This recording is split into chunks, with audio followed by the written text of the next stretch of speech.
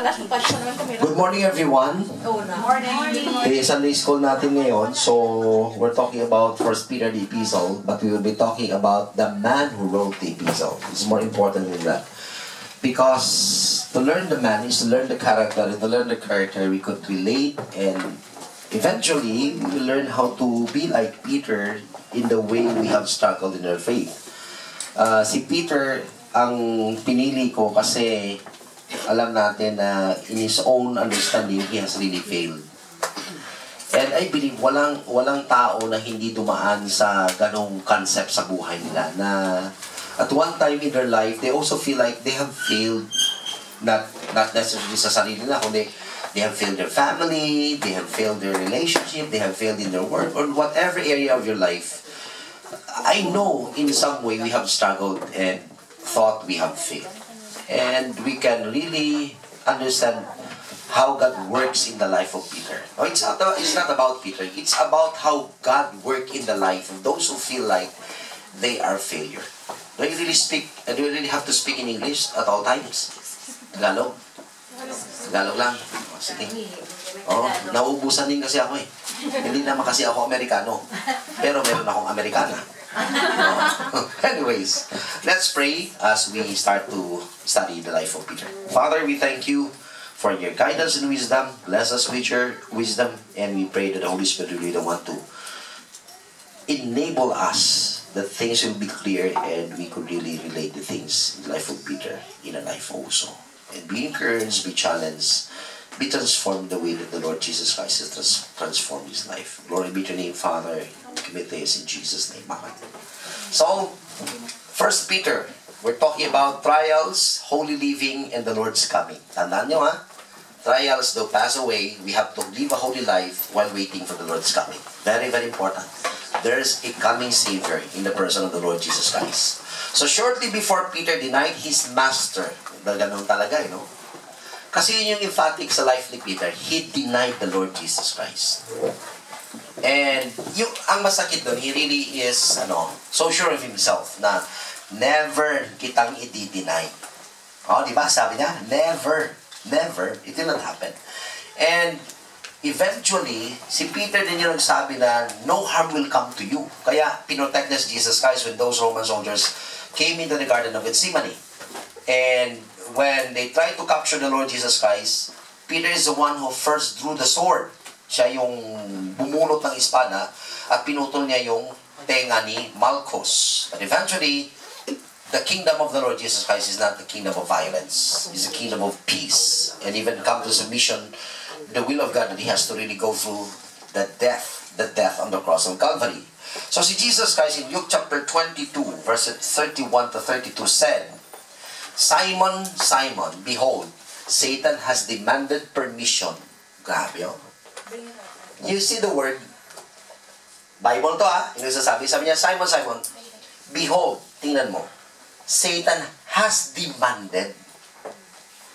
Hindi nag-ask ng permission, Kasi kay Job talaga hindi siya nag-ask ng permission sa Panginoon sa part ni Job, kundi God said, on the part of Job, sabi niya, have you considered my servant Job? Kasi tinanong niya, Satan, saan ka nagaling? Alam mo naman, Lord, yung trabaho ko, parot parito sa sanlibutan, naghahanap kung sino masisira ko yung buhay. Ganun yung trabaho ni Satan, tandaan niyo Si Satan is here to destroy lives, especially the lives of those who follow the Lord Jesus Christ and trusted Him as their personal Savior.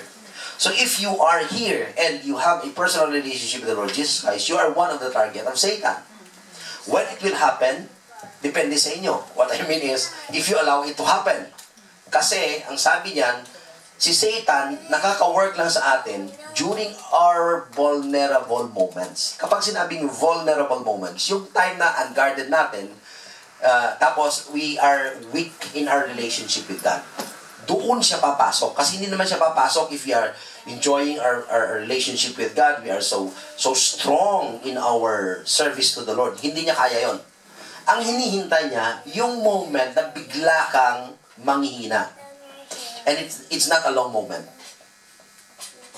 It could be minutes, days, o hour lang, na kapag nakita niyang vulnerable ka, papasukan niya. That's why He is a roaring, not a biting or eating lion. No? Anong sabi ni Peter? He is like a roaring lion. All he could do is roar. He could not harm you. Unless until you allow him to get in.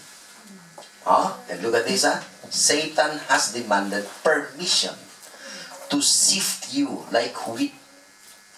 But I have prayed for you. This is the comfort that we have. I believe hindi lang si Peter yung pinagpipray ng Panginoon. He is our interceder. Intercessor in heaven. So, yung anong trabaho ni Jesus Christ? He intercedes for us. Whatever weakness, whatever need we have here, He is asking the Father. He is standing in between you and the Father, us and the Father, and pleading for God's mercy to whatever need we have na i-grant ng Panginoon according sa kanyang kalooban. So, look at this. Truth number 1, Satan has demanded. What? That Peter will suffer. Grabe, no? Destined to suffer. But, sabi ni Jesus Christ, I have prayed for you that your faith may not fail. And you, look it will not fail. Kasi dito pa lang, sa last statement ni Jesus Christ, and you, when you have turned again. Ibig sabihin, hindi pa nangyayari, alam ko magiging victorious ka. The same way, hindi pa siya nangyayari, when we go through trials, tandaan nyo, we are not destined to fail. We are destined to be victorious by the power given to us by the Lord Jesus Christ. So sabi niya, when you have turned again, strengthen your brothers. Hindi ka magiging strong for the sake na magiging strong ka. Kundi sabi niya, kung magiging strong ka, you will become victorious after you have gone through a lot of pain in your life. After that, you have felt like you're a failure in your life. After you have gone through being a human being. Na marirealize, ay tao rin pala ako. Hindi ako Diyos. May kahinaan din ako. Kasi may ugali tayo na nasa punto ng buhay natin, na feeling natin talagang hindi mangyayari sa atin yung mga masasamang bagay. We are not extended. You will see that later on, that later outline ko sa preaching ko. But anyways, so sabi niya, ano magiging purpose nun? Anong magiging purpose ng pain? So ang question is, sino sa inyo ngayon ang nag-undergo ng problema? Huwag nyo na sabihin. Sino sa inyo ang talagang really in pain because of physical illness? Long-term na treatment. Sino sa inyo ang matagal nang may problema, hindi nyo lang sinasabi, pero hanggang ngayon, kabigat sa buhay nyo? Look at this. God will use whatever pain, problems, struggles, and trials that you have gone through to what? To strengthen the brethren. May purpose ang Panginoon. Hindi lang sa panahon na tayo ay masaya, kundi lalong-lalo na sa panahon na dumaan tayo sa maraming paghihirap at pagsubok. Kasi hindi naman nagtatagal yung paghihirap at pagsubok. Gagamitin lang ng Panginoon yun para patibayin tayo. So, little did Peter know that at the time how he would eventually be used of God to strengthen not only believers of his own generation, but believers of all generation. Kasi hanggang ngayon, nababasa natin yung epistle, nababasa natin yung letter. Kung babasahin niyo yung buong letter, hindi naman ito mahaba, ang ganda talaga ng letter ng 1 Peter. That's why sabi ko, Lord, give me a passage, no? Even a letter, kung gusto ng Panginoon. Ito, yung binigay ng Panginoon sa akin. Kasi, yun nga, you are undergoing through a lot of uncertainties in your life here in Hong Kong. Though we know that no one is hurt. No one is hurt na Filipino sa mga rallies. Wala naman, no? Talagang mga citizen na nila. Pero yung struggle na you don't know if you are safe, kung hindi mo alam kung madadamay ka kasi o hindi eh. Kasi eventually, merong lightning strike, bigla-bigla na sa harap mo may tumatakbo eh, nakakatakot yun. Hindi man sinasadya, pwedeng madamay ka. So you are also in a dire situation that you could really fear for your life because of what is happening in Hong Kong. The same way that the virus is trying to creep into this place. And all borders are closed starting tomorrow. From China lang. From China lang naman, no? Oo nga. Pero yung Pilipinas, pwede pa. Wala pa nang, huwag nating hingiin, no? Talagang pinagpipray ko na walang pumasok sa Philippines. No confirmed, no? No confirmed virus in the Philippines. Thank you, Lord. Yung nasa Tacloban daw at saka yung nasa Cebu na dalawang bata, wala. Negative. Thank you. Thank you. Thank you. From Wuhan yung mga yun, ha? Naaawa nga ako yung mga taga Boracay, yung pumunta sa Boracay na 500 na Wuhan. Paano silang papasok? Naka-lockdown na. Yeah. Dapat, dali na lang sa China, i-test kung positive o negative, huwag nang papasukin. Wala nga silang virus, tapos ipapasok mo sa lugar na may virus. Para mo na rin silang sinabi, mag-suicide na lang kayo. Diba? Parang ganun yun binabalik na ngayon. Anyways, let's pray for them. So, the man Peter wrote only 2 New Testament books. It is interesting to observe, I told you this yesterday, that of the notable triumvirate, yung tatlo of the New Testament writers mentioned earlier, Paul is the apostle of faith. Talagang walang ibang preaching si apostle. Ito yung dinidebate nung about sa kaligtasan. Si Paul talaga nagpipreach, for by grace are you saved through faith talaga. Talagang by faith lang. Papasukan ng James na mga hindi alam yung paano mag-interpret. Lately, merong nag-friend sa akin, nireceive ko sa Messenger, hindi sa Facebook. Hindi ko alam na, akala ko kasi yung mga friend niya, kilala ko. So, tinanggap ko, baka may kailangan ng to. Sabi ko, medyo middle, siya, advanced, mga 50 plus siguro. Late 50s niya. Hindi ko alam, hindi siya Christian. Tapos, tinatry niya akong i-proselyte sa relihiyon niya. Sabi niya, Pastor, ang baptist ba nasa Bible? Of course, wala, sabi ko. Akala ko, nag-inquire lang siya about the history of baptism whatsoever. So, why all of a sudden, you are interested in the history of the Baptist? Tapos, sabi niya, kung wala ang Baptist sa Bible, ba't nandiyan ka sa ganyang relihiyon? Sabi ko, iba ang to. Ito, doon pa lang, iba to. Dapat nandiyan ka sa tamang relihiyon. Pag sabi niya, tamang relihiyon, sabi ko, Eli Soriano. Ito yung tono ni Eli Soriano. Sabi niya, ang tamang relihiyon, Iglesia ng Diyos. Sabi ko, wala na. Yun doon na. Tapos, sabi ko, hindi sa pangalan ng simbahan, kahit tama pa yung pangalan ng simbahan mo, hindi sa pangalan ng simbahan, naliligtas ang tao. O kanino mang taong pangalan. Sabi ko, ang binigay lang na kaligtasan ng Diyos is this, through the Lord Jesus Christ. So, binigay ko yung verse, Acts 4, 10, 11, 12. Only by the name of Jesus Christ of Nazareth, that this man is healed. Tapos, there is no other name under heaven, no other name under heaven given among men whereby we must be saved. So, very clear. Pero binabalik niya palagi, yung kasubuan pala, pastor, yung utos, hindi nakakaligtas. Sabi ko, bigyan mo ako ng verse na nagsasabi na kapag sumunod ka ng kasubuan, kasi sabi, yung kinote niya, layo-layo, Matthew 28:19, teach them to observe all things. Talagang, yan, yung tinatawag na talagang magiging mali interpretation if you just pick verses to support your argument. Alam ko na, sabi ko, na ngumingiti ako kasi alam kong maling-mali. And I know the verses that I will give. So, binigyan ko siya that by law of righteousness which we have done, but according to His mercy, He save us. Galatians, no man shall be justified by the law. Something like that. So, sabi ko, bigyan mo ko ng verse na magsasabi na if you fulfill the law, you will be saved. Wala siyang maibigay. Tapos, ang sunod niyang pinasok, nagsisimba ka, pastor. Wala rin sinabi, sabi ko, bigyan mo ko ng verse sa Bible na kapag nagsimba ka, masisave ka. Wala rin siya maibigay. Talagang, istoryata, pastor, gusto rin mag-call down, sabi ko, hindi ko i-receive ang call mo unless hindi mo ako bibigyan ng verse argument mo. I will give you 5 minutes to answer. If you will not give me just one single verse that says that kapag sumunod ka sa kasuguan, maliligtas ko, o kung magsisimba ka, maliligtas ka, I will block you. Talagang sinabi ko sa kanya. So, argue pa rin sa radio, 4 minutes na lang. Give me a verse. Tapos, argue pa rin sa radio, 3 minutes ka na lang. Give me a verse. Yun talaga, binabalik, ibalik nyo sa verse. Sabi ko, last 2 minutes, just give me a verse.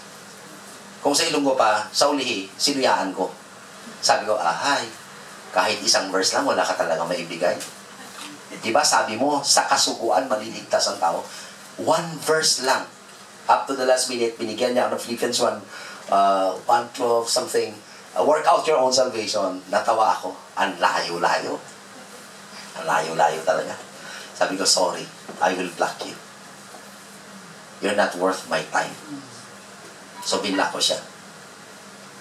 These people pervert the Word of God just to follow yung line of thought nila para lumabas na sila ay tama. And that is very, very wrong. So, if you look at it, Paul says, by faith, you will be saved. Pagdating kay Peter, hope, di ba? And then John, the theme of John is always love. So, kung hindi mo alam yung context ng pinagsasabi nila, pag nag-interpret ka ng scripture, like sa John, ginagamit ng mga election advocate ang John palagi. No? Na ang John 3:16, for God so loved the world, instead of the world, for God so loved the elect. Grabe, no? That's perversion. Kasi si John, yung purpose niya, sinulat niya ang book of John is, but these are written very clear. John 20, 30, 31. But these are written that you might believe that Jesus Christ is the Son of God, and that by believing you might have life in His name. The purpose of that writing is to prove that Jesus Christ is the Son of God. Yun ang purpose niya. So, pag kinote mo yung John 3:16, for God so loved the world, ang ibig sabihin lang nun, anak ng Diyos si Jesus Christ. Kaya nga pumunta siya dito eh. Hindi para malaman mo nga elected yung saved. Walang ganon sa Bible. Wala. Na yung John is talking about election. Maybe another, like Peter, talk about election, Thessalonians, a small portion, Romans even talk about election, but that's the election of Israel as a nation. Anyways, if you don't know your Bible, you'll be confused. But anyways, just a background on that. Background pa lang yan, ha? Wala pa tayo sa proper lesson. Anyways, if you look at this, one thing interesting is the man who does not appear in the gospel, that is Paul, authored most of the New Testament. You get that? Half of the New Testament, hindi man nag-appear si Apostle Paul doon sa gospel, when say Matthew, Mark, Luke, and John. He was never mentioned there. He was mentioned in Acts. And after that, the 13 epistles, kanya na. Grabe, no? Pero si Peter na prominent sa Gospels was never mentioned in the Testaments, the later Testaments. He wrote least only 2 actually. Dalawa lang yung sinulat niya. So, for some Bible books, we cannot be sure of the identity of authorship, like Hebrews, wala yan. For some books, whose authorship is known, we have sparse biographical information concerning the author. For example, si Jude, who is the brother of the Lord Jesus Christ. Do you know that Jesus Christ is a brother? You believe that? May kapatid si Jesus Christ kay Mary. Hindi kay Joseph. Kasi hindi naman tatay si Joseph. Sino ang tatay ni tatay? God the Father yung tatay niya. Sino nag-conceive sa kanya? The Holy Spirit. Okay. So, however, in the case of 1st and 2nd Peter, the Gospels and the Acts, they furnish much information. Bakit? Sa laptop pala. Teka muna, baka... nasaan yung counter ko? Hala. Sa jacket. Ito. Kaya pala saan ba't gumagalaw? Nagagalaw siya. Anyways. Now, Peter is one of the most interesting characters of the New Testament. The New Testament gives more personal information of Peter than it does of any other apostle of Christ. Yes. Pinaka-prominent, background-wise, si Peter talaga yung may alam tayo sa buhay niya. So kung may pinakakilala tayong apostle ni Jesus Christ, o disciple ni Jesus Christ, si Peter yung, kasi nga yung madaldal. Siya yung palaging ano ba to? Supo ni yung palaging ano sa Tagalog? Nasusupalpal. Kasi kung ano-anong pinagsasasabi. Ganun si Peter. Anyways, so the name Peter, his name Simon, which is a common name during that time, the Hebrew equivalent of which is Simeon. Acts 15:14. Jesus gave Simon a new name, prophetically pointing to his future status and position. Okay? Peter. Sabi niya. Pero, ito, gusto kong sabihin sa inyo to. Look at this, as the new name, that new name was Cephas, that is Aramaic or Peter Greek, John 1:42. Consult an exhaustive concordance to observe how frequently the name Peter appears in the New Testament as opposed to only 6 references to Aramaic name Cephas. It may be noted here that there is no other Peter in the New Testament. No other Peter in the New Testament. Grabe na? Interesting.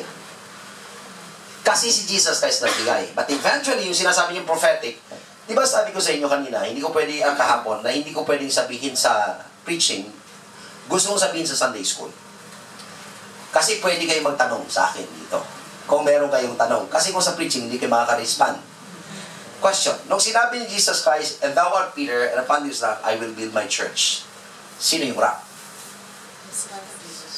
Hey, sino nagsabi na si Jesus Christ? Oh, raise your hand. Huwag kayong mahiya. Tandaan nyo, lahat ng tao may mga pagkakamali. So, raise your hand. Ano saying na mali kayo? So, si Jesus Christ. Okay. Sino nagsasabi si Peter? Raise your hand. Oh, okay. Matthew 16, please. Oh, yun, yung tanong ko rito, para makita ninyo. Kasi related ito kay Peter, di ba? And usually, if you ask the Catholic Church, kung anong meaning nito, so sabi nila, the rock is the church. Oh, the Peter is the rock. Di ba? The foundation of the church. O, tingnan natin. Kung yun nga ba ang sinasabi.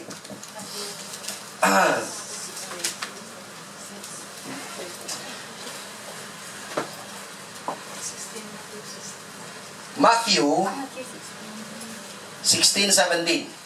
And Jesus answered and said unto him, Blessed art thou, Simon Bar-Jonah, for flesh and blood hath not revealed it unto thee, but my Father which is in heaven. Ano sinasabi ni Jesus Christ ito?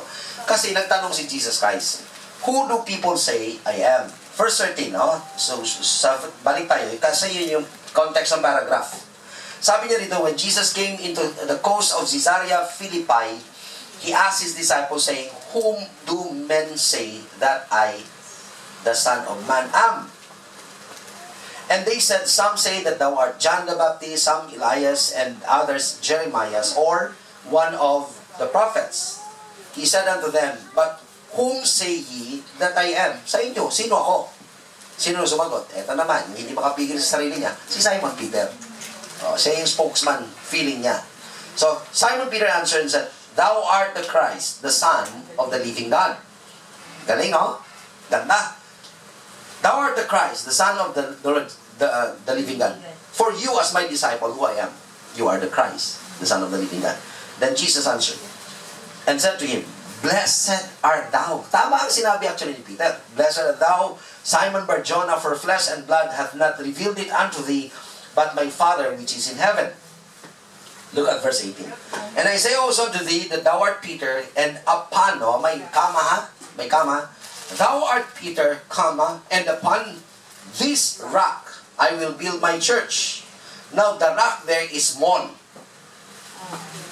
Small letter. So kung small letter siya, it will not refer to the Lord Jesus Christ. Kasi kung si Jesus Christ ang nire-refer dyan, the rock should be in capital letter. But it's small. So the people said, it's Peter. Saying that Peter's name is actually a portion of a rock. No? Di ba? Natapyas na bato. Tapos naging rockman. Most interpreters will really say that Peter is a rock. Kasi small letter. Tingnan natin kung yan talaga.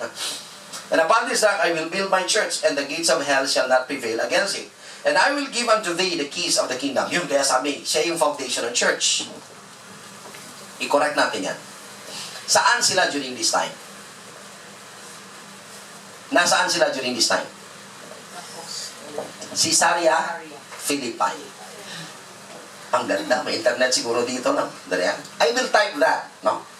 I will type where Caesarea Philippi is. Teka muna. Saan ba? Ay, ba't nandiyan ka? Balik dito. Sa loob. Okay, nasa loob na. Ano sabi? Caesarea Philippi? I-open ko yung...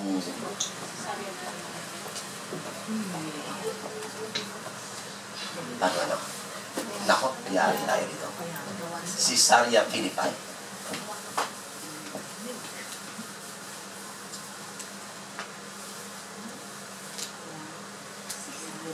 Pictures.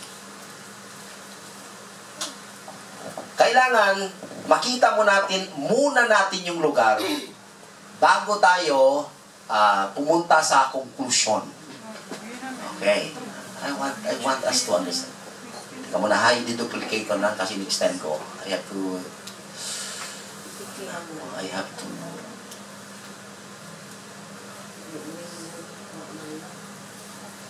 Extending. Duplicate ko lang para makita nyo.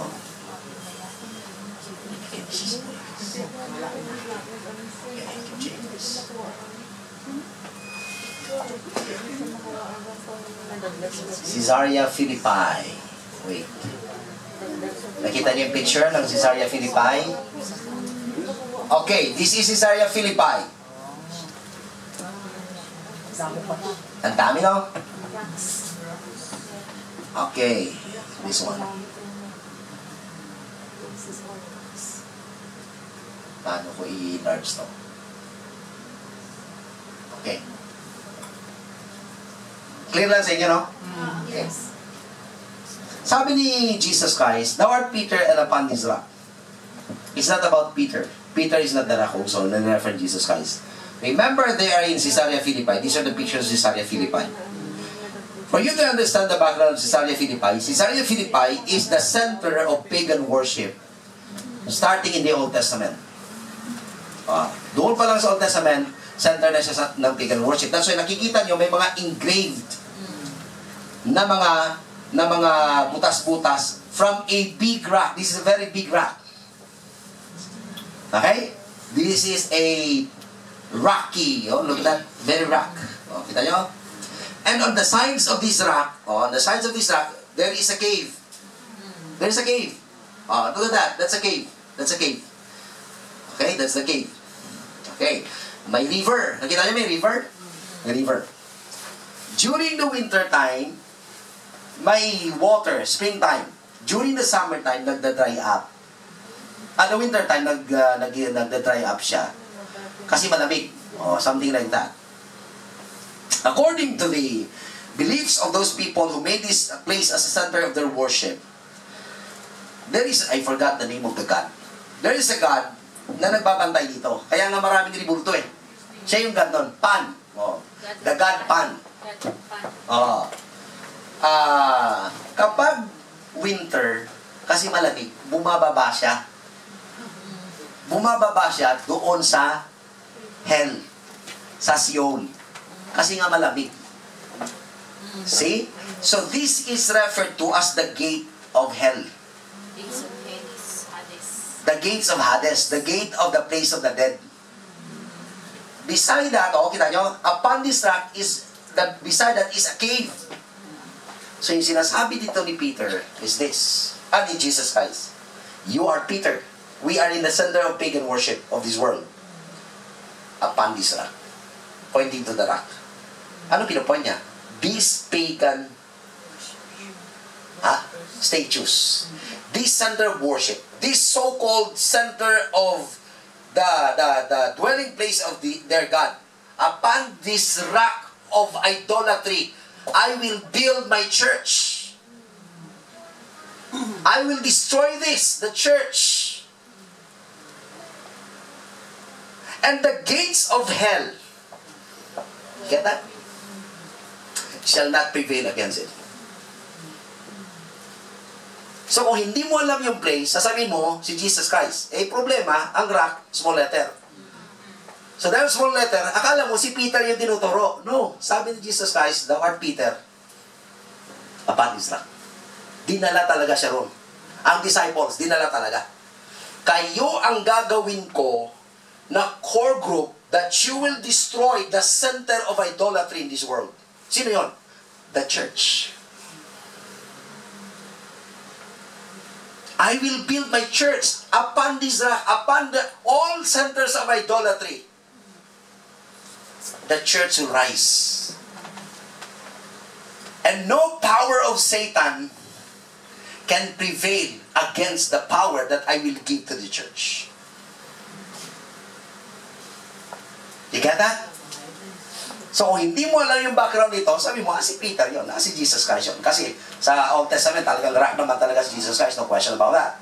Peter means rock. But you have to go to the place. That's why nilagay ni Matthew ang place. Because Caesarea Philippi is the center of idolatrous worship. Dito, before na ang Greek sumakop nito, dito rin yung center ni Baal worship. Si Baal. So, nung nasakop siya ng another empire, same place. Kasi merong Superstitious significance yung place eh. The place may be maraming evil spirit o maraming kababalaghan na nangyayari. So they make this a place of offering. The place of their pagan worship. Idolatrous worship. So dinala sila Jesus Christ. Siguro nagtataka yung mga disciple, dapat wala kami rito kasi alam nyo, beyond na to sa ministry ni Jesus Christ. Hindi na to sa Israel. Si Caesarea Philippi na eh. Kita nyo, hindi niya center nung ministry ni Jesus Christ, that in Judea, it's in Caesarea Philippi. And it's far, far from the ministry of the Lord Jesus Christ, but Jesus Christ brought them in this place to prove a point. Peter, nahadlo ka mo magkanto diri, di ba? No one wants to go in this place because this place is pagan. This place is idolatrous. This place has an evil influence in it. But Peter, upon this particular rock, the church will rise and destroy all idolatry. And the gates of hell, these gates, shall not prevail against it. So the rock is not Jesus Christ. The rock is not Peter. The rock is the literal rock. The rock of idolatry. And the church will destroy the rock of idolatry. Tayo yung gagamitin ng Panginoon para masira yung rock of idolatry ng Hong Kong. Huwag nyo sabihin wala kayong power. You are already empowered by God. You are the body of the Lord Jesus Christ. You have the power. How? Live a holy life. Kaya nga nagsulat si Peter. You can only destroy the rock of idolatry by living a separated life. What kind of life? The life of the Lord Jesus Christ. That's why it is written, be ye holy, for I am holy. Ipakita nyo yung difference nyo. Pakita nyo yung difference nyo. And eventually, kasi hindi nyo sila agad-agad mawi-witnessan by words. Culture nila yun. Thailand, ganun din. Hindi yung automatic na witness, tapos tumanggap. Uy, tumanggap! Excited niyo? Hindi ganun yung Buddhist. Tinanggap lang nila kasi additional lang si Jesus Christ sa mga Buddha nila. O, ganun din dito. Di Buddhist ang Thailand eh. Buddhist din yung one. Same approach. Unless they don't understand that there is a God who created and that God wants to save them, you really have to go through the background. Then they will understand. Buddha will not save them, even 1,000 Buddha. Only Jesus can. But you have to go through the process. It's a long, long process. But it will start with a separated, holy life. You get that point now? Ganda no, kapag may PowerPoint, at least naintindihan natin. Any question? Any question? Who has doubts on what I just presented to you?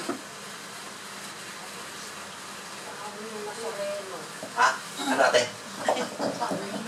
Nazareno. Ay, yung Nazareno, ay nako. Yung ibang kwan, masyadong panaman. Excited na i-refute yung Nazareno. Ay, idolatry. That's idolatry. Even though Nazareno sabi, still idolatry. God said, don't make any graven image. Very clear. Diba? Anything that is in heaven ha? Oh, even though it's the image of God, though God has not given any design of who He is. Eh, sabi niya, lahat ng creation, anything that is in heaven, hindi naman sabi creation sa heaven, anything that is in heaven, anything that is on the earth, anything that is under the earth. That means, even ang mga demonyo, hindi ka dapat mag-create ng idol nila, ng image nila. Under the earth, di ba? Lahat naman sa earth, even yung lahat ng creation dito, halaman man siya o animal siya, hindi ka mag-create. Even angels, you will not create any image of that. Even God Himself, you will not create an image of that. All that is in heaven, all that is in the earth, and under the earth. Ano sinasabi ng Panginoon? Don't make any. Yun. So, i-qualify man nila milagroso yon. Of course, Satan can really deceive people. That's how he deceives. Tandaan ninyo, Satan can really copy what God is doing. All he could do is copy. Hindi siya original. Pirated. Tapos, yung pirated yung binibili natin. Kasi nga madali, tsaka mura. Diba? Ayaw natin yung original kasi mahal. Pero dapat pala yung mahal. Yung original. O, ganun yun. Ganun din yun sa ginagawa ng Panginoon. Stay put with God what is doing in your life. Don't settle for a copy. Any question? Clear? Clear sa inyo? Okay. So, hindi si Peter yung rock, ha? Okay. Actually, isa ito sa mga question ko when I am examining a pastor who will undergo an ordination. Kasi dapat maklear sa kanila yun, ano ba talagang foundation ng church? Kasi importante yun eh, si Jesus Christ. Jesus Christ is the foundation. Pero ano ang purpose ng church? Yun na yun. I-destroy mo yung idolatrous practices ng sanlibutan. It will start with us. Walang ibang makaka-destroy nun. Tayo. That's how connected Peter is on that particular truth. Okay na? Okay, now, we do not know the date of Peter's birth. His father was a Jew named John or Jonas. Peter had at least one brother whose name was Andrew. The family's hometown was Bethsaida of Galilee. Kung inyong titingnan, si Judas lang, Iscariot, ang hindi taga-Galilee. The disciple ni Jesus Christ. Lahat ng disciple ni Jesus Christ, you will wonder, they're from Galilee. You know why? Acquaintance sila ni Jesus Christ since childhood. So by accepting Jesus Christ as the Messiah, hindi nila tinanggap si Jesus Christ bilang kababata. They know when they follow Him as the Messiah. Not as one of the peers. Kasi ang iba sa mga disciple ni Jesus Christ, cousins niya. You know that? Cousins si Jesus Christ? Oh. They are related on this particular area. Only Judas is not. And only Judas is the educated one. Accountant. Si Judas, sabi natin, treasurer, accountant si Judas. Kasi siya yung nag-account ng tapos siya nag-handle ng money. Siya ang accountant ng mga disciples. Siya yung nagbabalance. Kaya concerned siya sa money matters. Eventually, money had eaten Judas on that particular note. And that money led to his death also. O, yan. Kapag money street tayo, it will lead to wrong choices and decisions. Kapag na-emphasize natin yung money sa ministry, talagang it will lead to your own destruction. Kasi nagiging Diyos natin yung money. Yung motivation natin, money. Oh. Lagi sinasabi yun sa Pilipinas, ministry. It must not be ministry. It should be ministry sa Panginoon.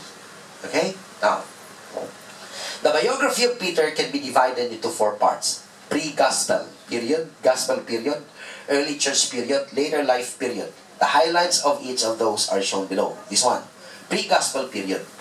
What is the education of Peter? Peter probably had the normal elementary education of a Jewish boy in a small town. The description unlearned and ignorant in Acts 4:13. Remember, they are called as unlearned and ignorant by the people. It is actually better translated unschooled or ordinary. Hindi kayo private school. Public school lang kayo.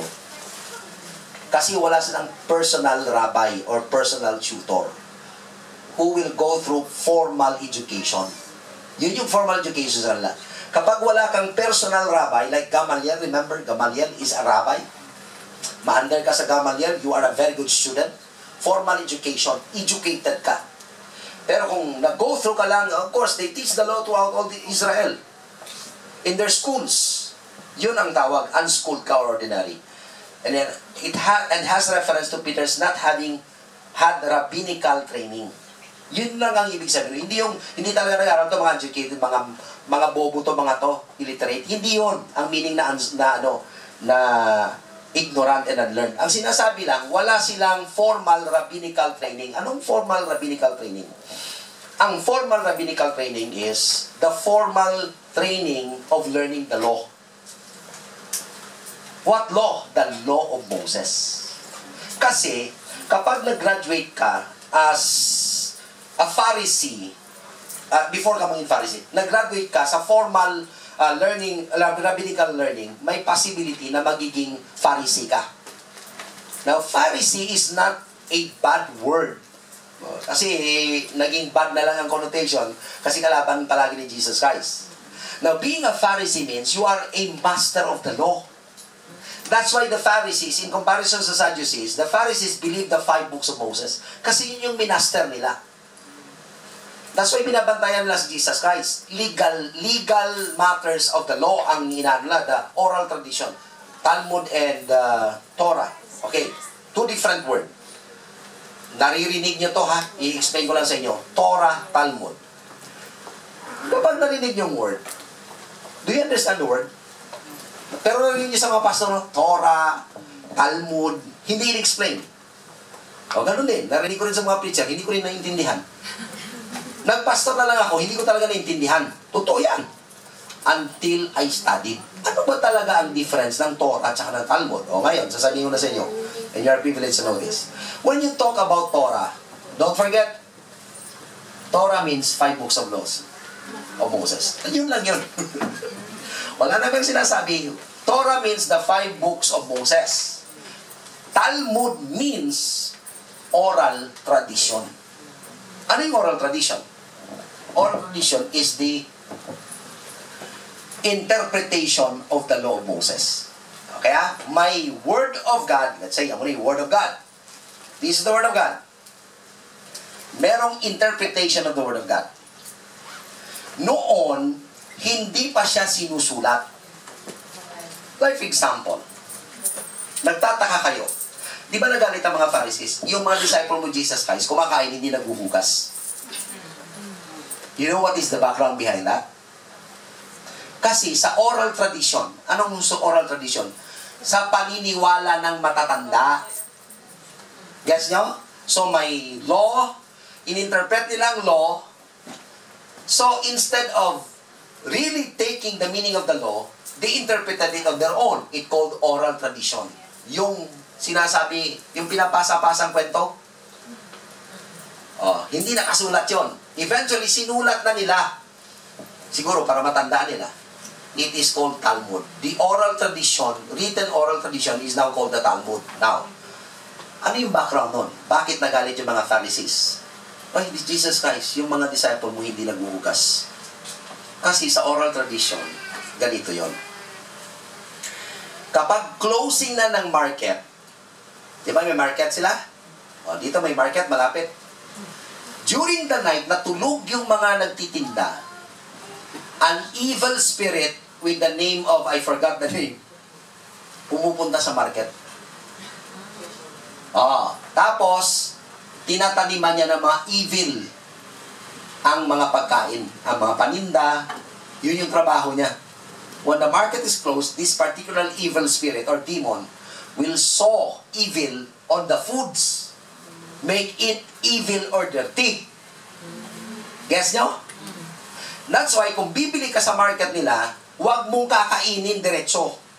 Hindi lang yung kamay mong hugasan mo, kundi yung kakainin mo. Kasi kapag kinain mo, the influence of the evil will come into you.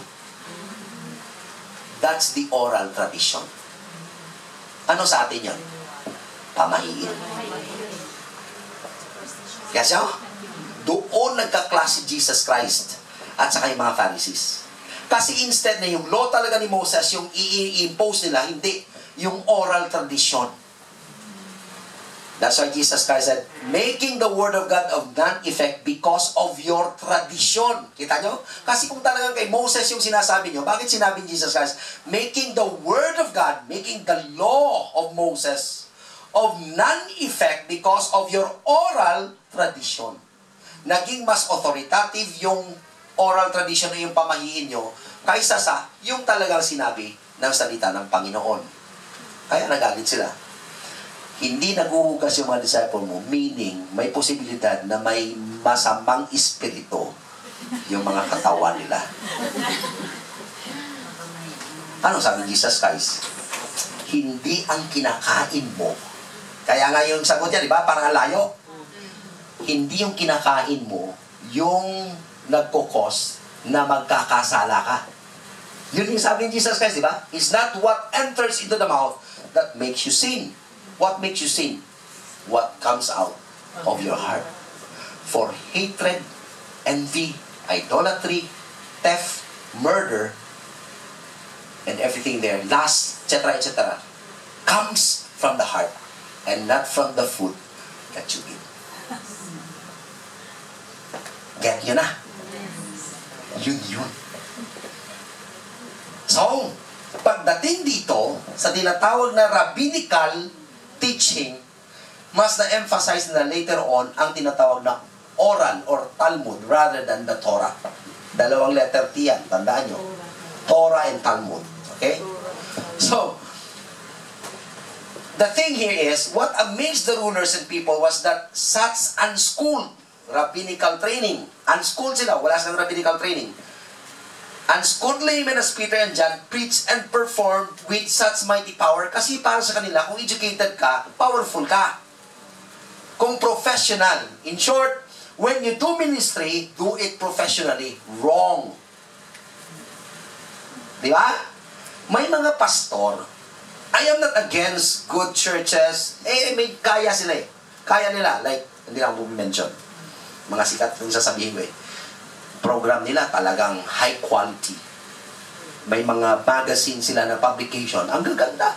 They can host international events. Like what is happening now. Whatever that is. But it doesn't mean na ganun kaganda ka-professionalizing ministry. Okay na. Tayo? Susundin na ng lahat. Yun nga yung fear ko eh. Kasi ang dami sa grupo na ganun every year talaga. At this time of the year, they gather together in that particular place and they learn about, which is good. The church has no problem. Ang problema ko yung nag-attend. Bakit ang problema ko sa nag-attend? We have learned a lot, but we have done so little things about what we have learned. So instead na magiging gracious tayo, what happens to a person who knows a lot of things and does not do anything about what he has known will eventually be judgmental.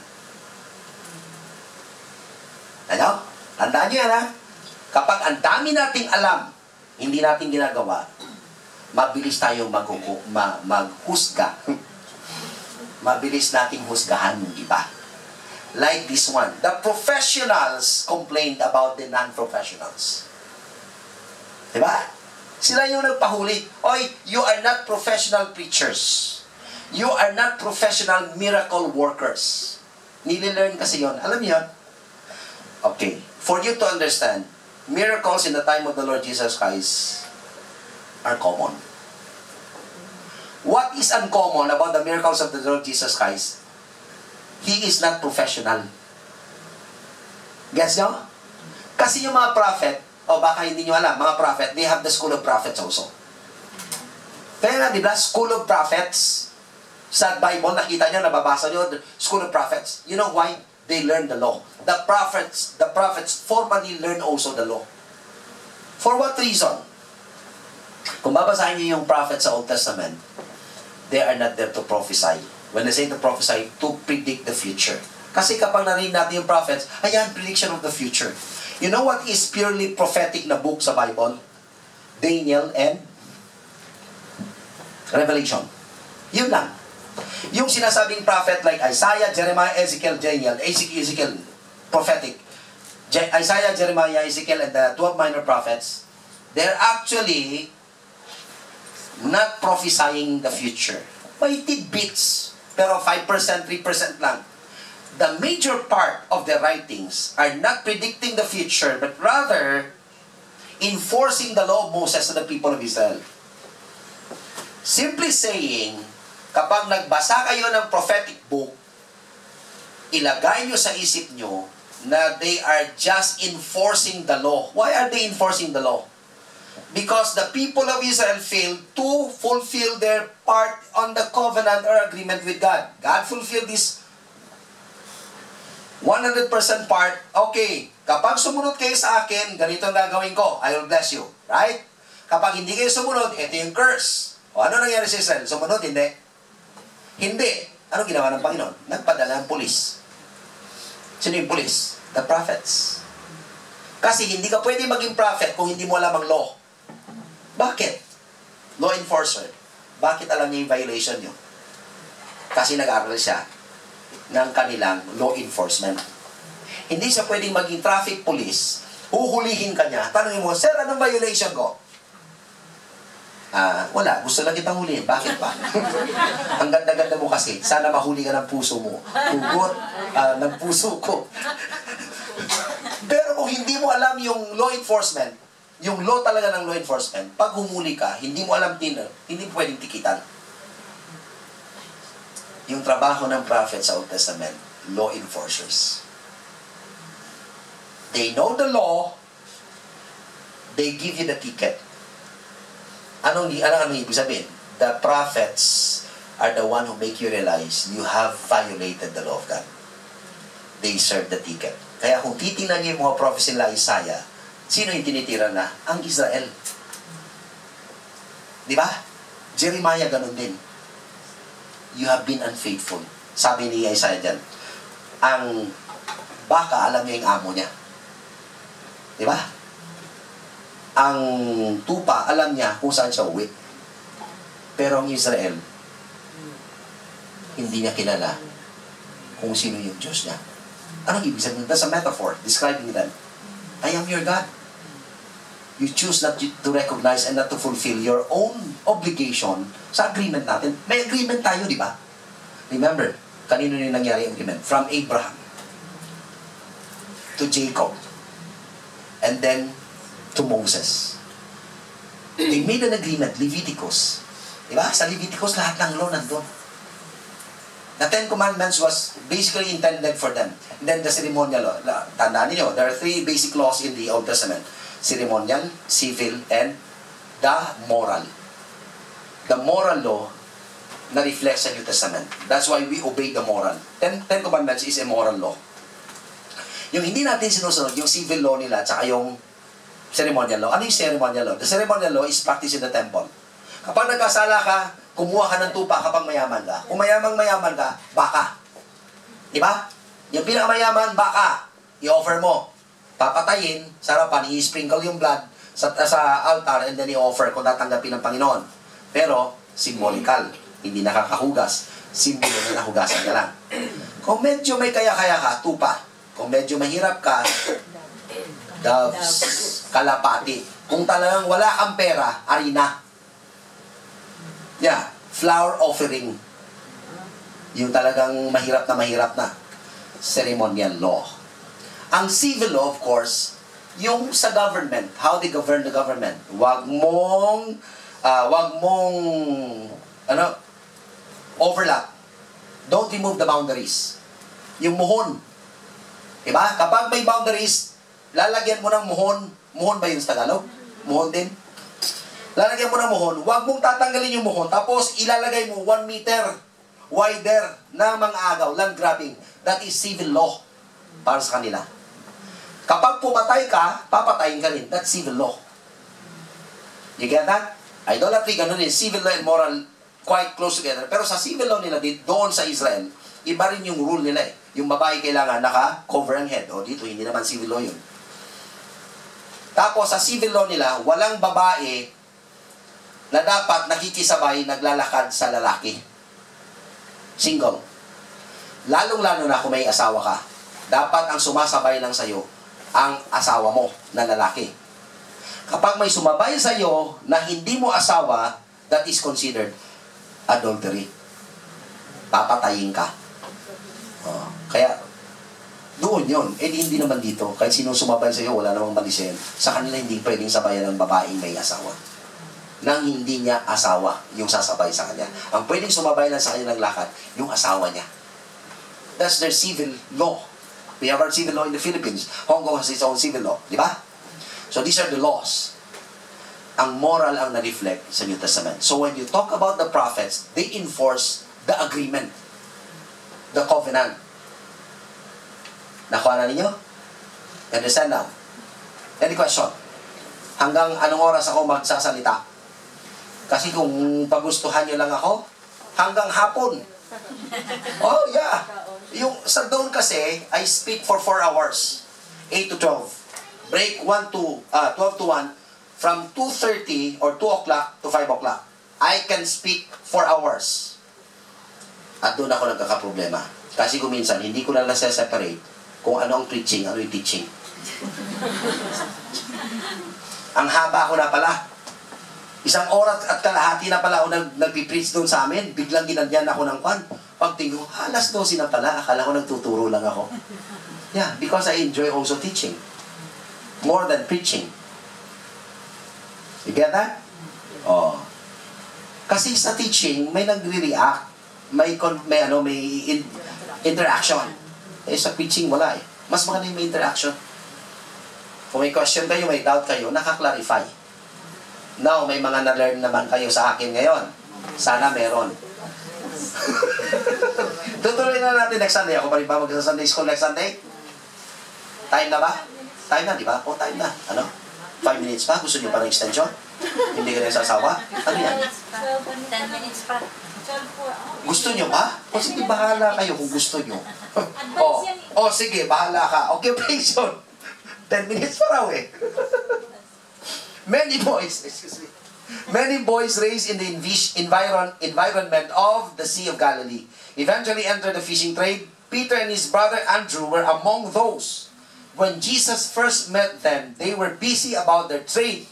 James and John, sons of Zebedee, were partners with Peter and Andrew, who were living the time in the coastal town of Capernaum. Now, big difference. Fisherman natin, fisherman sa kanilang time. Fisherman in their time is a lucrative business. Ganon din sa atin actually. Dito sa Philippines, akala nyo yung mga fishermen mahirap? Hindi. May mga fishermen talaga na may mga big vessels. Yung malalaking isda na kinakain natin, sila yun. And they earn a lot of money. They become rich. Yung elf fisher sa Bacolod, that's why it's called elf fisher. You know why? The owner is a fisherman. Oo, kaya nga elf fisher eh. Kaya lang may malaki siyang lancha na panghuli talaga ng malalaki ding isda. Doon siya yumaman. Oh, sa pagtitinda lang ng isda, hindi sa paglalako, iba yung naglalako. Small fisherman yan. Yung actually yung mga fisherman na small, kawawa nga eh, kasi mababa yung bilisan nila. Pero yung mga big time fisherman, yung may mga vessel, fishing vessel, yun yung yumayaman. Mahal kasi talaga. Get that? So, during their time, you can consider that Peter is a very rich man. Mayaman sila. And if you say they are uneducated, unlearned lang sila kasi wala silang formal rabbinical education. Yun lang yun, ang difference. Pero they have gone to school? Yes, they have gone to school. They know how to read, they know how to write. How can you do business if you don't know how to read and write? Diba? Okay. So, marital status. From Mark 1:30 and 1 Corinthians 9:5, we learned that Peter was married during sana yun? The period of the Gospels. We do not know if he had children. The Gospels and Acts provide comparative little information concerning the families of the disciples and apostles. Gospel period. Ano nangyari sa Gospel period? The highlights of Peter's life during Jesus' public ministry are listed below. Be sure to read all the Bible passages. Oh, sige. Connection with John the Baptist, Peter very likely attended the preaching services of John the Baptist, as did his brother Andrew. Ito lang ha. Kung talaga nagtatanong kayo, ano bang totoong relihiyon? Kasi sabi sa akin nung, hindi ko na pinuluso po yun, no? Kasi sabi sa akin nung babae, wala kayo sa tamang relihiyon. Baptist kayo eh. Kami nasa tama kasi iglesia ng Diyos. Pero kung iisipin natin ng mabuti, tanungin nga natin, hindi ba kung sino ang nagbaptize sa iyo, doon ka ma-identify? Tama, hindi? Doon ka identify. Sino nagbaptize kay Jesus? John the Baptist. So, anong religion ni Jesus? See? Kung iisipin nyo, ayaw nga ni John eh. Sabi niya, hindi ako, I'm not worthy. Diba? Ano sabi ni Jesus Christ, no? Let it be done according to the will. This is the will of the Father. Na i-baptize mo ako. Diba? Si Jesus ang lumapit. Meaning, tama yung baptism ni John the Baptist. Kasi nung time ni Jesus Christ, walang binaptize si Jesus Christ. Alam niyo yan? Wala siyang binaptize. So, nagpabaptize si Jesus Christ. At ang nagbaptize kay Jesus Christ, Baptist. So, ano religion ni Jesus Christ? Baptist. So, ititrace mo kung saan yun nanggaling yung Baptist na religion, kay John the Baptist. Sino yung unang binaptize na Baptist? Si Jesus Christ. Yung pilosopo yun. Kung sa Ilonggo pa, balingag yung utok nung magsasabi na Baptist. Okay. Pero yung pang pilosopo lang yun. Kasi gusto nila yung tulang totoo. Matitrace yun ba sa Bible? Yung Baptist. Talagang matitrace ko. Yung nagbaptize kay Jesus Christ, Baptist. Ano si Jesus Christ? Baptist. Anyways, go back to the right preaching. Okay? Pero talagang si John the Baptist ay last na prophet po? Opo. Okay. The last prophet. Yung sinasabing last prophet, the last who will enforce the law to the people. Yung enforcer na sinasabi ko? Iba yung prophetic na nagpipredict ha. Yung prophet na sinasabi dyan is the one who knows the law and enforces those who violated the law. Yun na yun. Kasi, pagdating sa New Testament, nakikita nyo may gift of prophecy. May prophet sa New Testament. Pero the particular prophecy is not the occupation of the prophet appointed by God, but rather the gift. Iba yung position, iba yung gift. Sa New Testament, merong gift of pastoring. Pero hindi ibig sabihin na may gift ka ng pastoring, pastor ka. Marunong ka lang magdala ng tao. Kasi yun yung pastoring, shepherding. Diba? Pero may mga pastor na walang gift of shepherding. Anong ang trabaho ng simbahan? Manira ng simbahan. Kasi walang gift of shepherding. Diba? Gusto lang magpastor para mag-preach. Pero hindi shepherd. Anong nangyayari? Hindi na-feed yung sheep. So, anong nangyayari pag hindi na-feed ang sheep? Sira ang simbahan. Pinipilit kasi lang magpastor. Hindi naman sila pastor. Kasi akala, preaching is pastoring. No. Preaching is different from pastoring. Iba yun. Nakita nyo na. So, it doesn't mean na may occupation ka na pastor, may gift ka ng pastoring. No. Maraming pastor na walang gift ng pastoring, pero gusto mo pastor. Problema. Gusto nila eh. Yung taong gusto mo pastor, diba? Hirap na siya magtanim. Tapos biglang tumingin siya sa langit. Anong gagawin ko, Lord? Give me a sign. PC. Wow. Preach Christ. Nagpa-Bible school. Problema sa Bible school. Sumurrender. Bumalik siya. Tumingin siya uli.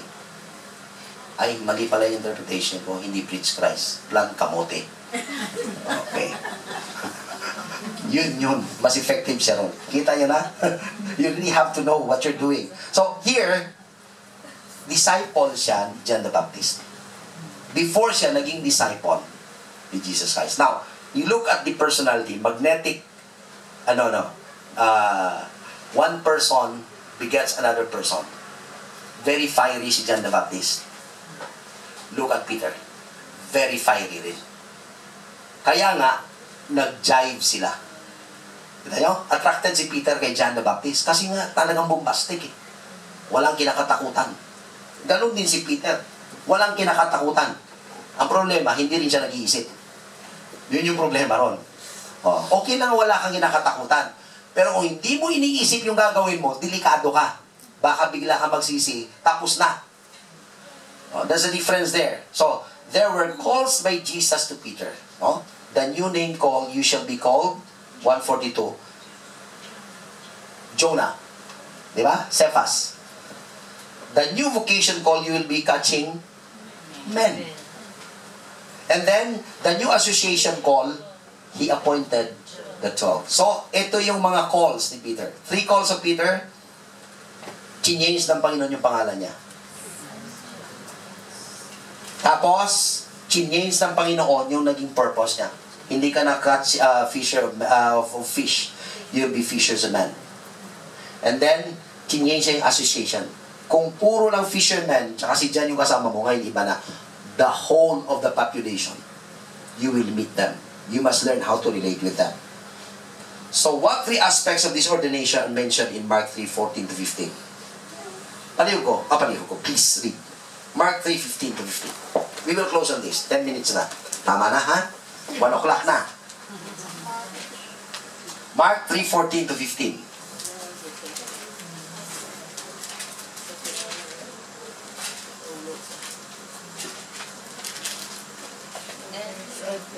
And he ordained 12 they should be with him, and that he might send them forth To preach. to preach, and to To have have- power to heal sicknesses, and to cast out demons. Oh, okay. So, saan nakarelate to?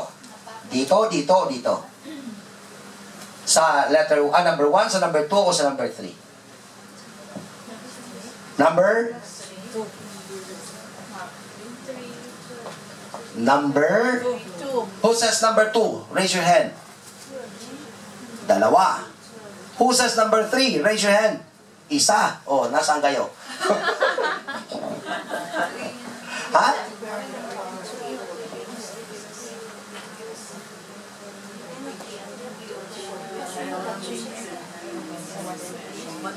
Anong ministry? Yung sinasabi dito sa Mark 3:14 to 15. Number 3. Number 3. Number 2.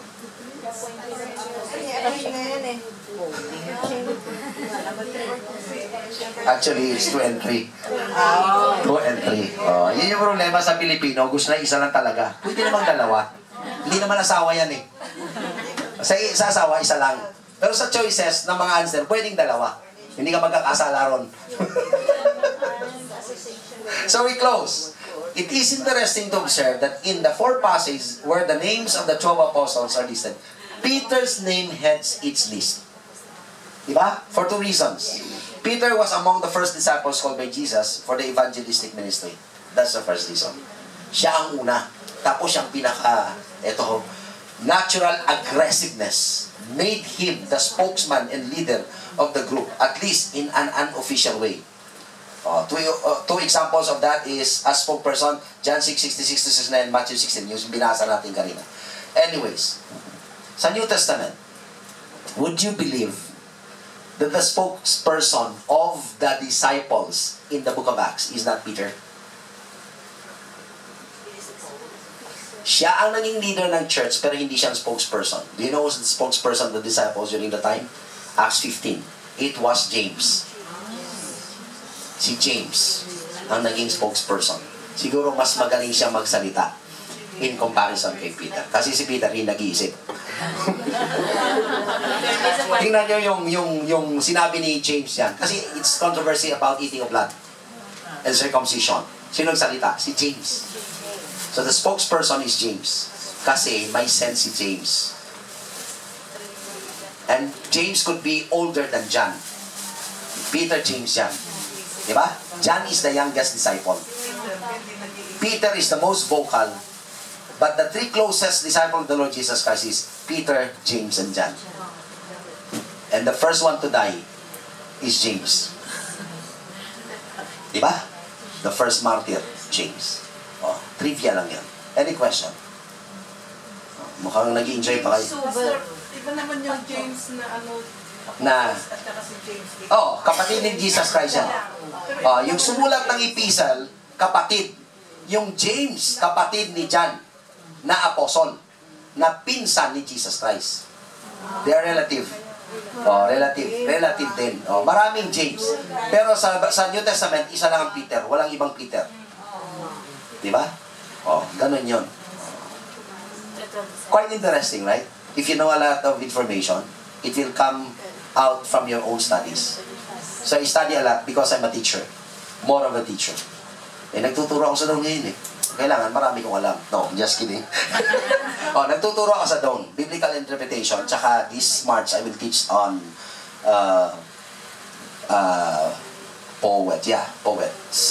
poetry. Old Testament poetry. Poets. Book of poetry. Okay, yun yung tuturo ko. Yeah. Kaya nga sabi ko sa inyo, I can teach 4 hours. And hindi ko yun mamamalayan. Na 4 na oras na pala ako nagsasalita. Hindi naman kasi nagre-reklamo yung mga estudyante ko. Eh, pag nakita ko nakapikit, eh talagang sabi ko break na, nakapikit na eh. Eh, hanggang nakamulagat yung mata, sige, gusto niya pa, sige, oh. Hanggat nakangiti. Pero pag may gumagano ka na, okay, break muna tayo, uminom kayo ng kape. Oh, naantok na kayo eh. But I can speak for hours. I speak for 8 hours a day during my modular class. Kaya nga sabi ko sa inyo, I have difficulty now, tumatanda eh, pag tumatanda ka, mas gusto mo nagsasalita. Oo, inaamin ko matanda na ako. Hindi nyo na kailangan sabihin para matapos na yung istorya. Kung tumaba, magkakaroon tayo ng problema. No, just kidding. Okay, any more question? Clear lang sa inyo? Clear na po? Clear na? I hope you have learned something from me. And enjoy the lesson. We will continue that next Sunday. Hindi pa tapos eh. No? Okay. What's next, Ate Lorna? Kakain na tayo. Mag-pray tayo in closing and then we'll pray for the food, okay? Shall we pray? Dear God, our Father in heaven, we thank you for our learning this morning. We pray that the learning that we have will really encourage us to study more of your word, to learn from it, and to apply them as we relate to the characters, the situations, the stories. It's all about you, Father God, and what you can do to us and through us. So in this way, may we glorify and honor you. Thank you also for the food that we are about to partake. We pray and thank you for all those who cooked for this food. In manifold graces, may you bless them, Father. Thank you for answering our prayer. Bless our conversation and fellowship. This we ask in Jesus' name. Amen. Amen. Good morning. Good afternoon. And enjoy your lunch. Stop na. Stop na. Mahal na.